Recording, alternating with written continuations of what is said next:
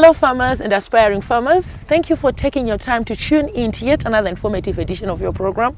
This is Agricultural New Directions, Agribusiness in support of Vision 2030. Now we are here in the winter season, and generally winter in Zimbabwe is dry. We do not receive any rainfalls, but still people are producing. If you look at the vegetable calendar, you can manage to still produce profitable ventures looking at cabbage production. So today we are going to be looking at cabbage production, aligning it to the winter season. The nitty-gritties that you need to understand and employ to ensure that your cabbage venture is successful, profitable at the end of the day. To discuss this and more, I've taken the liberty of inviting Tony Moyo. He is the sales agronomist working in Matebeleland. Tony, thank you for joining us today. Thank you for having me. Yes. Tony, as we get into our discussion, for starters, I want us to look at cabbage production during the winter season. Yep. Your sentiments, your views as an agronomist. I understand that throughout the country, even in Matebeleland, people are still producing their cabbage regardless of the fact that we are in winter. Talk to us in terms of cabbage production during the winter season based on your experience and good agronomic practices. Looking at cabbage production in Zimbabwe, we normally do cabbage throughout the year, but it is important to make sure that in winter we really do our best. Yeah, we really do our best because we're looking at the disease pressure is low, even the water requirements is quite low. Although we're currently facing a lot of challenges where most boreholes are drying up during winter because we didn't receive enough rainfall this year. True. So we actually encourage most farmers to really try to minimize loss of water or wasting water by using good irrigation methods, so that we can really try to produce as much cabbages as possible. Because if we look generally in Matebeleland, we are actually getting much of our cabbages from Harare, Midlands and Manicaland, because we don't really have a lot of farmers that are producing cabbages down this side. Okay, thank you so much, Tony, for such a detailed presentation. I want us to touch a bit on variety selection. Can you talk to us in terms of those attributes, those characteristics that are desirable when choosing a cabbage variety? So the first one that I think that is more important is your days to maturity. If you take a cabbage that takes around 65 days to mature, that means you have more cycles throughout the year. That means that's more money that is coming into the business. The cabbage size, I think that's another big factor that you should look into.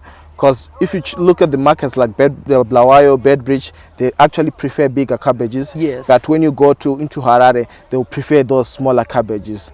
I don't know why they prefer them like that. For coleslaw. Yeah, maybe. Also, when you're looking at these guys that are doing events, they will prefer those bigger cabbages, because that means it's they're chopping few cabbages and they will satisfy their what? Their needs. Congregants. Yes. Okay. Yes. Also, another important attribute that you look into is your disease resistance. So, because we don't really want to have to spend much more money on trying to buy chemicals, trying to control this and that disease in your field. Also, when you're looking at the time it takes, what we normally call the field holding capacity, the time it can last in your field after it have matured. Yes. We'll need something that will give us allowance to really market our product to the market. Should we have an excess of a product in the market, we should have enough time to keep our product in the field, as we are looking for our market. Okay. Also, the other issue is your holding capacity, that is your shelf life. When you're looking at the shelf life, we are looking at how much time can it spend after you have bought it. It's in your kitchen now. Yes, or even in the market. Yes. So, because sometimes you might come, there's those retailers that will come and buy your cabbages for reselling. So we are now looking at how much time it can be there. They can hold it for in their warehouses before it's sold, and after it have been bought by a customer in the kitchen now. If you slice it, like I said, that's why they prefer bigger cabbages. If you can, that means you can use it for a longer period. So if you can slice it and take a slice today, how many more days do you still have while your cabbage is still fresh? Okay, thank you so much for that, Tony. I understand that there are customers who want smaller cabbages. At the same time, there are those who want huge cabbages. Looking at the kilograms per head of a cabbage, what are we looking at? And also the plant population per given unit area or per hectare, what are we looking at? Okay, so first thing that I might say, your size of our cabbage and your days of maturity. they are at par. They are at par. So that means the more your cabbage stays in the field, the bigger it grows. So the lesser days it stays in the field, that means you have an average head. And when we are talking about an average head from an average hybrid, we are looking at around 5 kgs each head, and it can grow as big as 9 kgs. That's for those that takes a bit longer in your field. That can range from 75 days to 90 days or 110 days. Okay. Yes, of which I think most of the companies are now doing those cabbages that are ranging from 65 to 90 days to mature, because they just want to make sure that you guys will have a lot of cycles throughout the year, and hence that's good money for you. Then on the issue of plant population, it's an interesting story, because we literally use the plant spacing to manipulate or to determine the size of the heads that we want. You can have a variety that grows as big as 9 kgs, but you can manipulate the size of the cabbage by using spacing. So that means if you're supposed to put maybe 30,000 cabbages in a hectare, if you can increase your plant population maybe 34 or 33,000 per hectare, that means your head size will be reduced. Even if you can, the other way around, if you can take a variety that will give you an average of 5 kgs a head, that means you are looking at around maybe 30,000. You can reduce your plant population to around 26,000.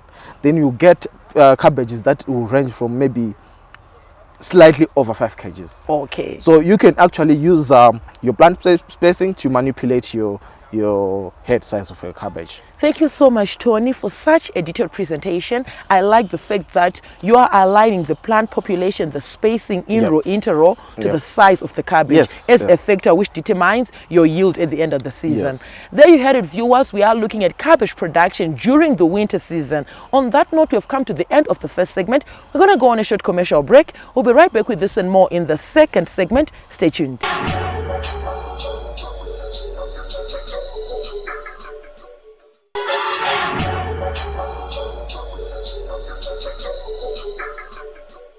Thank you, Zimbabwe, for staying tuned to Agricultural New Directions, Agribusiness, in support of Vision 2030.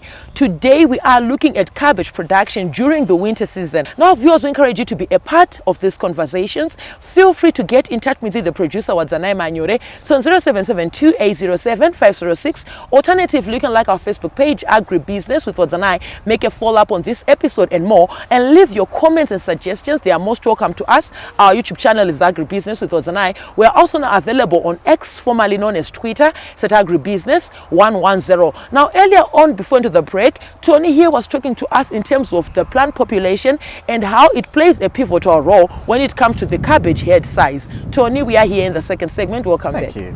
Yes, sure. I want us to look at the effective or efficient ways of applying water. We didn't receive the normal rainfalls that we normally receive as a country, meaning our water bodies are depleted, and we also have pressure of producing wheat and other horticultural crops, but still we are calling to our farmers to produce cabbages. Can you talk to us in terms of the effective, efficient methods that a farmer, or the techniques or the method of irrigation that is efficient in cabbage production?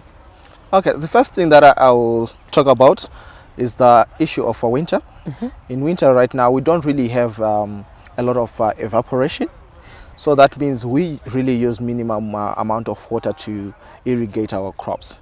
But I'll still go on to advise farmers to try to use method that will try to save their water. We're looking at your drip irrigation, where you can really specifically water where the seedling is. So that means we are not watering the whole area. At the same time, it plays an important role, because we are looking at your weed pressure. You are actually reducing your weed pressure in your field by irrigating exactly where your plant is. On that note, Tony, I also want us to include the issue of fertilizer application. For starters, what are the micronutrients or the macronutrients that are essential for cabbage production? What are we looking in terms of basal fertilizer, the top dressing nutrients, and even the supplements to ensure that your cabbage is well fed? Okay, so first one, I'll just talk about your issue of that is your basal fertilizer. The basal fertilizer, we normally apply the basal fertilizer at transplanting. Actually, we actually expect your seedlings to be healthy when they are coming from your nursery. That means they should have received sufficient water, they should have received sufficient nutrients whilst they are still within the seed bed. The seed bed, okay, before you can transplant them into your what? Your main field, because it might play a pivotal role when you are looking at the development of your cabbage. If it was not well taken care of in the nursery, that means even the performance in the main field will be a bit compromised. Yes. So before we can talk about really fertilizers, you asked me about the ways we can try to preserve water. Just look at your mulching. Yes. You can do your plastic mulching, you can do your grass traditional mulching. Yes. Where you cut grass. Yes, your grass mulching. That also play a role when it comes to your nutrients, because we're talking about if you're talking about AN, it volatilizes. That means if it got hit direct sunlight, it can evaporate into the atmosphere. Okay. So also mulching will also help to prevent all that evaporation into the atmosphere for your ammonium nitrate. So literally, when you're looking at the early stages for your crop, we spoke about the basal fertilizer, we're looking at around 30 grams per plant, each plant. Of course, we do encourage farmers to do their soil testing so that they can get a detailed report on what is missing in their soil and what is excess in their soil. Because sometimes by putting some of these nutrients, maybe you're already putting a nutrient that is, you have a lot of it in your soil. At the end of the day, it will cause problem. Because what normally happens, if you have one nutrient in your soil, it actually locks other nutrients. Okay. So if you might have a lot of potassium, it might lock your phosphorus or your calcium. Okay. So the issue of soil testing will come into critical. Yeah, it's very critical. It will come into play. But well, as agronomists, we can give you what you call a blanket recommendation. One size fits all. Yeah, one size fits all. Where we're saying, what does a normal cabbage need for the growth? We are looking at ammonium nitrate, which plays a vital role to the growth rate of your cabbages. We're actually looking at 20 grams that you can split it into 4. Okay. You can put it 5. Oh, okay. Some will do 3, 7. Now also depending on the season. Is it winter? Is it summer? Then also your trace elements. We actually encourage farmers to use those foliar fertilizers that will give those micro elements. So you can do your quick start. That means in the first 3 weeks you can be spraying every week. Quick start at week 4, week 6 you can be doing your quick grow. Now also depending on what is missing in your soil, you have a lot of fertilizers that you can use. Those Humison that will try to condition your soils so that those nutrients that you're going to be putting in, so they can be available for your cabbages. So what are we looking at in terms of chemicals that are essential, or the active ingredients that you might want to highlight to our Zimbabwean farmers during transplanting, during general management of your cabbage crop? Okay, so generally when you start planting, you need your chemicals that will control your cutworms, because I think that's the most important chemical that you should spray, because failure to do that means you might lose almost half of your crop that is in your field. Then go into maybe the first week, we are looking at the pest called Bagrada bug that normally cuts the heart of your cabbage. So at the end of the day, you'll be having a cabbage that has several heads.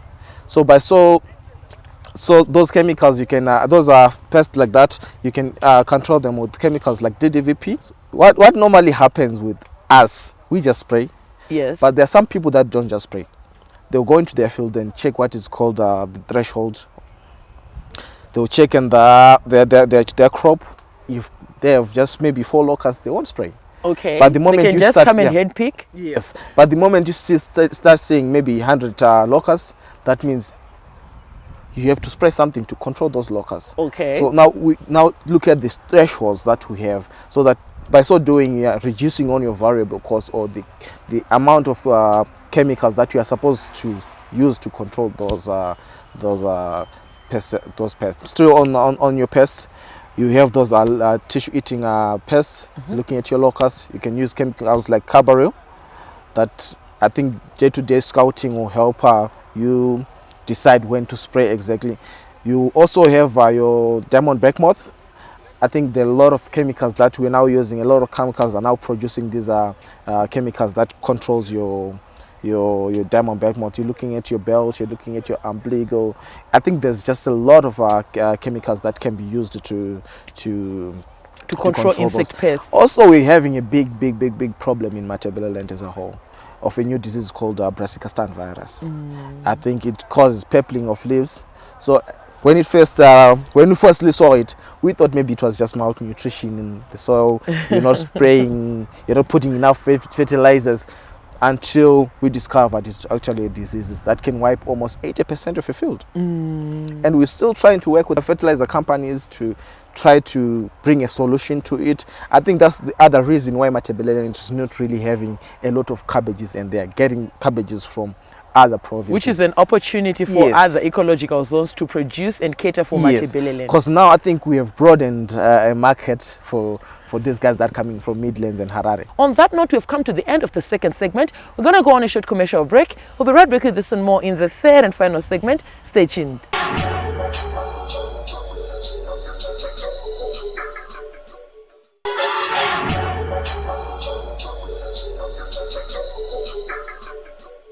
Thank you, farmers, for staying tuned to Agricultural New Directions, Agribusiness, in support of Vision 2030. We are looking at cabbage production during the winter season. Tony, we are here in the third and final segment. Welcome back. Thank you. Thank you. Now, Tony, I want us to look at weed management. What would you recommend in terms of chemicals that can curb the risks that come with weeds? All right, so I would love to take you back to your issue of irrigation. So if you can look at this field, we're using sprinkler irrigation. Okay. That's why we are seeing maybe some patches of weeds. Not a lot, but we are seeing some weeds. In certain spots. In certain spots. Because we are just literally watering everywhere.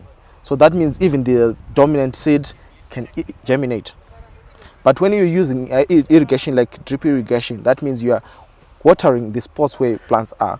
That means all these other seeds, they're not really getting all that is needed for them to germinate. Okay. So they will just remain dormant. So the other issue that you can also look into, that's your issue of mulching. Like I had alluded earlier, that mulching plays a vital role in your water conservation, into your fertilizer, reducing fertilizer losses.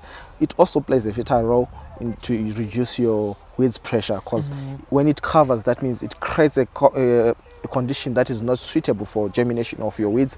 So by so doing, you're actually reducing your weeds pressure. And I wouldn't really recommend a lot of chemical control for your weeds. Okay. I'm much biased towards come in with your hoe, hand weeding. In your hoe, because what it normally does, there is so much inappropriate use of herbicides out here. Yes. And when you're also looking at horticulture, considering that you just need maybe 65 days, then that means you have to do crop rotation. That means it might affect the next crop that you're going to do in the same piece of land. So I don't really recommend a lot of herbicide use when it comes to cabbages. I think just hand hoeing. Also hand hoeing will also improve your ridges. Also, you'll be cultivating your beds while you are removing your weeds. And you'll also be scouting. You'll be in touch with your crop. Rather than just spraying. Sometimes with these people, we love delegating. Just telling them, go spray this and this and this. They will just, if they miss it in your dilution rate, if they just miss it on the type of chemical that they're supposed to spray. Or even the technique, if they miss certain spots. That means that's disaster for your crop. Thank you so much for that, Tony. But I also want you to talk to our audience there at home, especially looking at chemical use and chemical application. Yes. Can you talk to our Zimbabwean farmers in terms of the dangers that come with you sending your crop in a chemical residue that you fully know could papa 5 days or 3 days or even a day with the chemical the dangers associated with such practices? Yeah, because I remember last year in Blawayo, there is a certain lady who took cabbages to the market that were sprayed. And I think around 2-3 people lost life, and other ones were rushed to hospital. Very sad. And the lady was brought to the court. Oh, they actually traced it back to her. Back. I think that's the reason why the city council are trying to control the markets. They don't want open market. They want you to deliver to a reputable supplier so that they can, should anything happen, they can trace back to the farmer.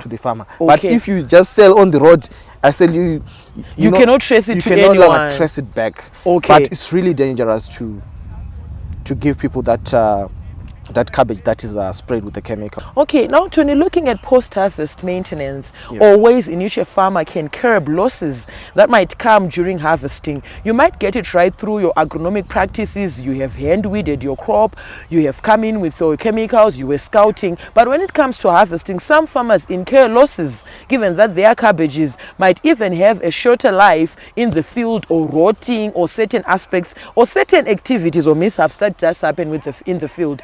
Talk to us in terms of maintaining your yield up to the market so that you can smile straight to the bank. Okay, so I'll tell you a story. I think my first time trying farming, actually, instead of trying horticulture, ending up with horticulture, I ended up trying the piggery section. Okay. Because I had done a lot of crops and everything came up well, but the market part of it. So I end up buying pigs so that I can feed the pigs using the product that I produce, thinking that I would take to the market. Try to create a value chain. So I think that's where the issue of market intelligence comes in. Before you produce anything, go into the market, look at what is too much in the market. Do your research. Do your research in the market.